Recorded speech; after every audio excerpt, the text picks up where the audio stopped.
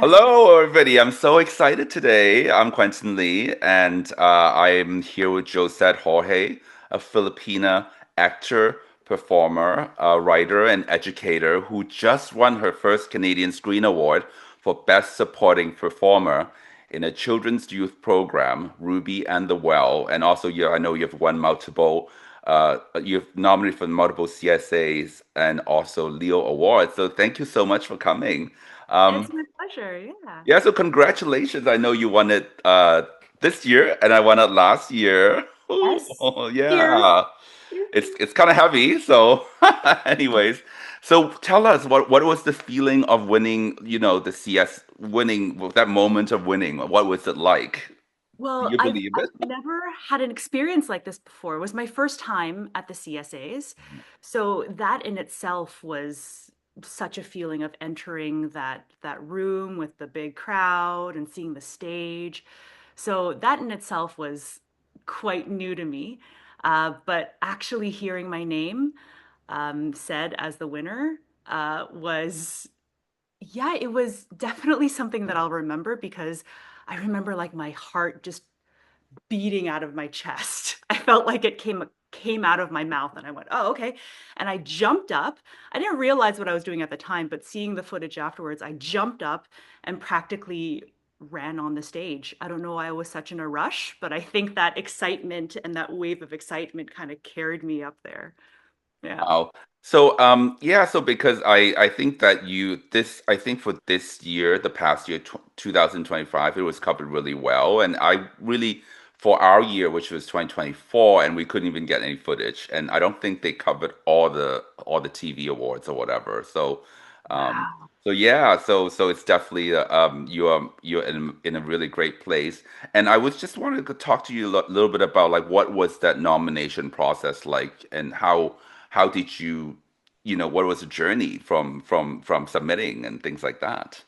Yes, well, I know that when I first started and heard about award season and everything, I just assumed that people got chosen. Some power from above chose them to be nominated. And then I was invited to be a juror on the ACTRA Awards for voice. And so I did that 2 years in a row. And then I realized that a lot of people were self-submitting. And that really broke that myth that I had in my head that someone has to do it for me, some power from above has to do it for me. So I submitted the following year, so 2 years doing jury work for the ACTRA Awards. And then I thought, I wonder what would happen if I just submit myself. So I submit myself to the Actor Awards and the Canadian Screen Awards for 2025. And I said, okay, well, let's see what happens. So I think it started because I was a juror and also social media, people posting about the deadlines for submission. And that just got my wheels turning and said, well, I don't have to wait for someone to do it for me. I'll just do it on my own and see what happens. And did you also win the actual award? Oh, No, no, I didn't. I actually didn't even make the short list oh for actor no. award. But you made the short list Okay. for CSA. That's even Yeah, better. yeah. Well, that's the funny thing, right? I'm still learning about to how to play the game, as they say, of the award season. And I talk to people about this all the time, that just breaking that barrier, that myth that artists have in their head saying that someone has to do it for me. No, you have to champion yourself sometimes too. I totally agreed. And then, so talking about your other projects, and I know that you're also a writer, and were you nominated for a CSA before as a writer also? No, just this year. So this year, first time Oh, you got nominated. multiple nominations. Wow. Yeah. So Congratulations. I Wow. self-submitted for three awards, and then in the morning, my husband woke me up with, "Good morning, three-time nominated CSA," and I went, "Excuse me, what are you talking about?" Because I didn't know. I didn't know that I would be three for three for nominations. So And I tell, got nominated for voice acting, and I got nominated for writing for animation. and how did you get into writing? Because I know you more as a performer, and how was that like? What Yes. was that like? Well, as a performer, I've read thousands of scripts, right? And I've been fortunate to work a lot in children's television as well. So I thought I was very familiar with the scripts, and then COVID happened, and there was an opportunity to join a kids boot camp run by BIPOC Film and TV. So Natalie Younglai, who runs BIPOC TV, Film and TV, is a colleague of mine, and she posted something on social media. And it was COVID time, and I just had a baby, and I went, well, yeah, might as well. Let's see what happens. So I did the class, and that was run by John May. And then when the class was done, I had already, a pilot script of my own, learned so much about the structure of writing. I mean, I wrote for theater for many years and I wrote sketch comedy for many years. So I had that under my belt already, but learning the structure of TV writing, I felt I learned from John May. And then he put out a call to the people, just an open call for anybody who wants to submit their writing for a new show that he was doing, Galapagos X. Submitted my stuff, and yeah, he liked my work, so he hired me to be a writer on Galapagos X. Wow, congratulations. So do you plan to write more or what are your thoughts? I do. Well, I loved it. I love writing. I love creating. I always have, even though as a performer, I feel that's the path that I took, and that's the path that the universe is taking me on. But in theater school, I went to Simon Fraser University in Vancouver, in Burnaby, BC, and my teachers really encouraged us to create our own work. So as a performer, I was always also creating my own work, whether that was sketch comedy or short films. I was always writing. So I feel like for me at least, my journey as an artist, they always went hand in hand.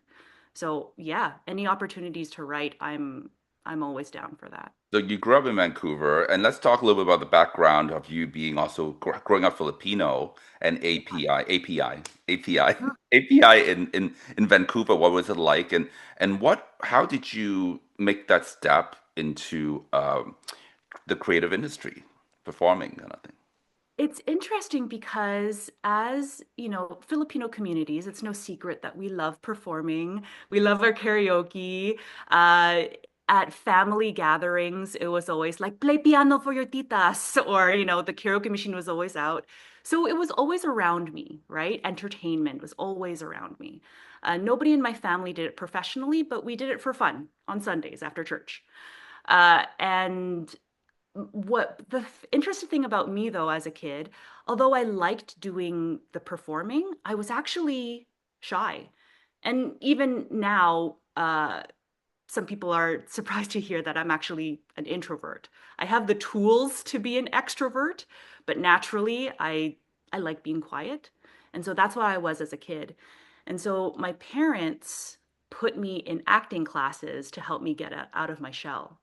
So I remember there was a girl in my preschool who was very outgoing, and my mom asked her mom, what is she doing? And she was like, oh, she takes these courses at Arts Umbrella at Granville Island. And so my mom signed me up for those acting classes, and little did they know I fell in love with it. So that led to me doing some commercials when I was a kid. And but then I feel like I was a kid. I just kind of went along with whatever happened. And then in high school, I started doing the musicals. I started auditioning for the school plays, and I felt at that moment I really took ownership of, wow, I actually really really like this. This is something that I want to do. I want to do for the rest of my life.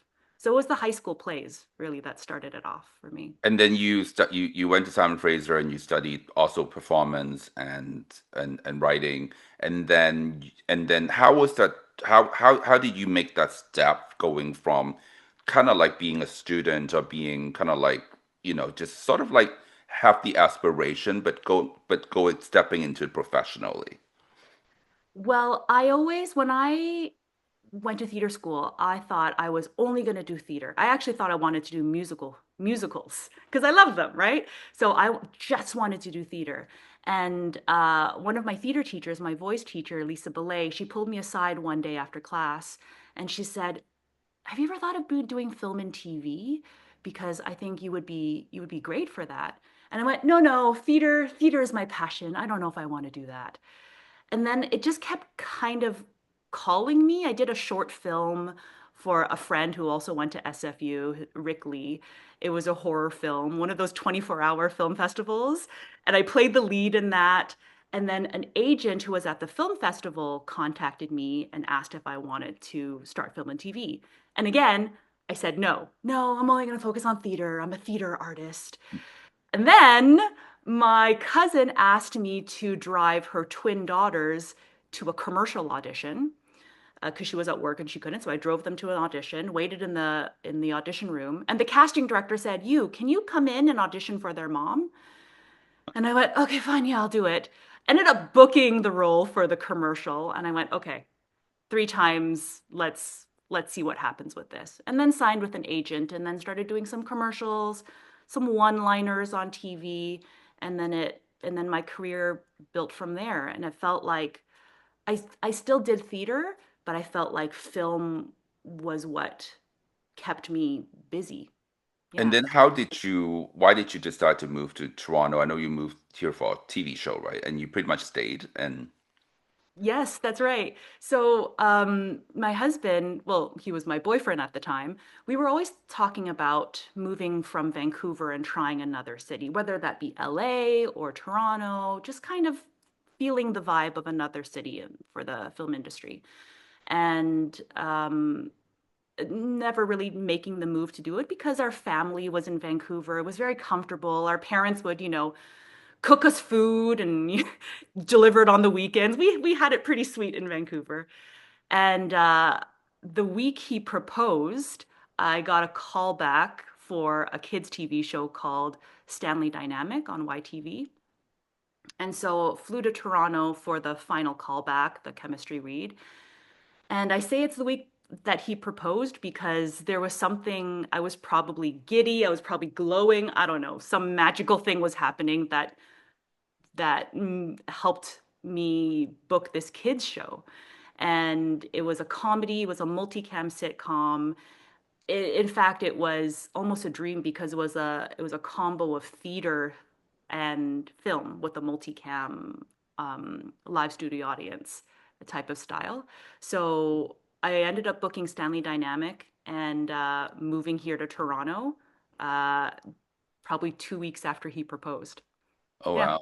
How do you find the sort of like the industry, like in terms of like work and industry, do you find there's a difference between kind of like Toronto and Vancouver or like, BC and Ontario, since you've been both? What are your thoughts about that? Well, I can only speak from my own experience, but I found when I was auditioning in Vancouver, it was a lot of sci-fi, CW, superhero, probably more of the darker things that were happening. Although I did do a multicam sitcom in Vancouver called Mr. Young, which I think helped, which I know definitely led me to Stanley Dynamic, the job in Toronto. But when I compare the things that I auditioned for in Vancouver versus the things that I auditioned for in Toronto, I found that my strengths, especially in comedy, I could really showcase better here in Toronto. I also feel that there's more Canadian work here as well. So as far as, booking things in Vancouver, I was happy with the actor roles, the principal roles, the occasional guest star roles that I would get in Vancouver. But I felt like in Toronto, because it's Canadian work, uh, there were a lot more opportunities to audition for bigger parts, bigger roles, recurring things. So it So seems like what you're saying is that there's more Canadian original content happening in Toronto, and then in Vancouver is mostly sort of the servicing, the sort of like kind of like American productions kind of yes. situation. Of course, that's a generalization. Lots of great Canadian work happens in Vancouver as well. But I found for me at least, I was going out for bigger roles here in Toronto, and I noticed the difference was they were Canadian produced shows. Yeah. Yeah. Well, thank you for being honest because that's I think that's important for people to hear. And so now what are your next things going on that you want to see us say and how do you think you'll capitalize on this award? Well, like I said, it's all new to me, and I'm learning from other people other winners like yourself, how you can capitalize from it. Of course, talk to my agent. She said it is an excellent talking point to get me in the door.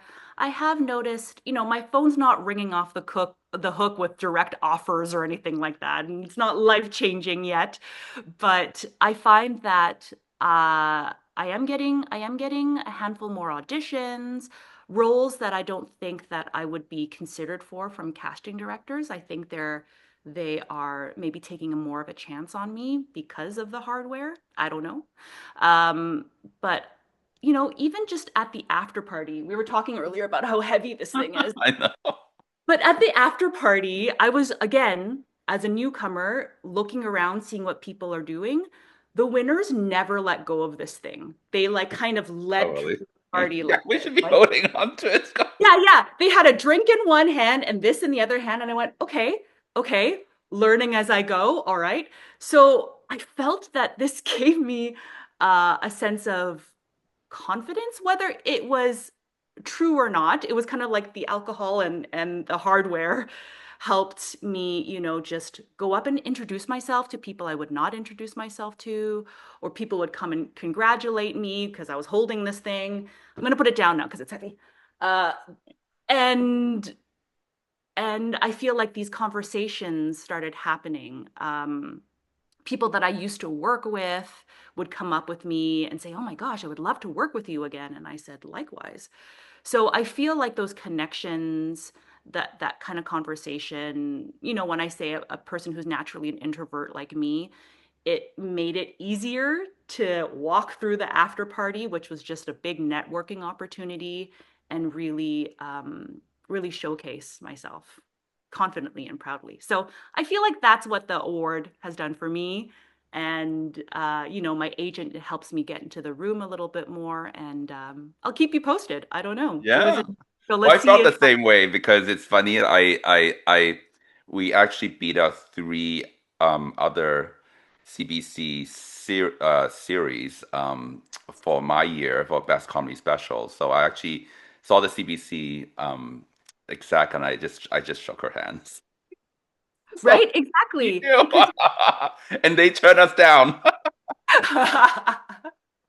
So I have one last question, which is what is one advice you would give to someone who wants to start becoming a performer, someone who is BIPOC and who's Canadian, and what should they do? What is the advice you'd give them? well, it's funny because I am now in the position where I'm being a mentor to a lot of young BIPOC, especially Asian women, who contact me and say, "Hey, do you have time for a coffee? And what do you want to? And if you have any advice, something you want to chat."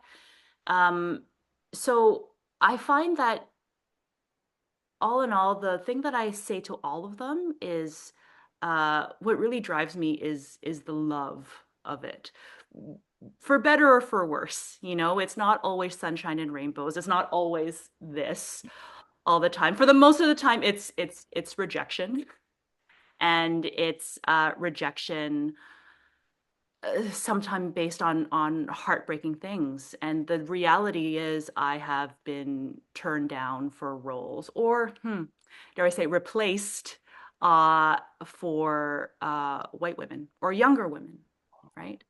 So I tell them the truth of what I've experienced from my personal experience, but also the positive part of it is what drives me is the love of it. If I didn't love it, if it wasn't my passion, like it was in high school when I was doing the musicals, if I didn't have that, I don't think I would keep doing it. So that's what I keep telling them. It's I see the love, I see the passion in you right now. Just keep taking care of that, keep harnessing that, whatever it is for you. So if it's taking an acting class, if it's exercise, if it's having a family, whatever makes your life richer so that you can also as, maintain that passion in the arts, I feel is so important because there's lots of dark and stormy moments in this career, as I'm sure you know that as well. But